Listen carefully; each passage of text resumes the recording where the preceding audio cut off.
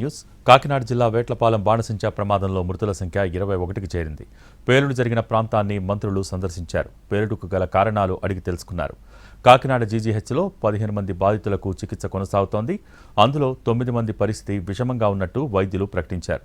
మృతదేహాలకు Samarlakota community health సెంటర్లో postmortem నిర్వహించారు. వేట్లపాలెం పేలుడు ఘటనపై ఈరోజు ప్రభుత్వానికి ఎఫ్ఎస్ఎల్ నివేదిక అందనుంది.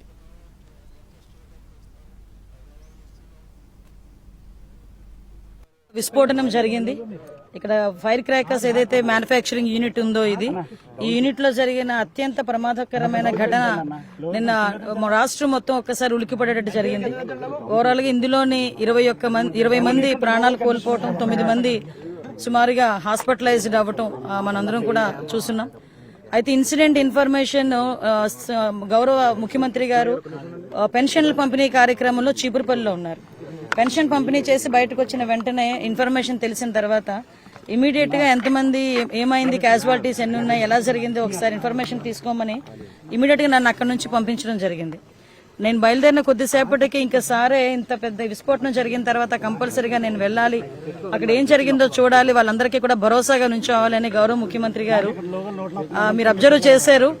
ఆయన Z+ సెక్యూరిటీ ఉన్న మనిషి, ఒక సెక్యూరిటీ ఎవరు లేరు, బీపీ కార్ లేదు, ఏమీ లేదు. డైరెక్ట్ గా అతను చాపర్లో వచ్చి ఇక్కడ దిగి కలెక్టర్ గారి కారులోని పర్యవేక్షించడం కూడా మనందరం చూసాం. ఎందుకు ఈ మాట చెప్తున్నానంటే ఒక కమిట్మెంట్ గల ముఖ్యమంత్రి గారు స్పందించిన తీరు గురించి చెప్పడానికి ఇదంతా నేను చెప్తున్నా.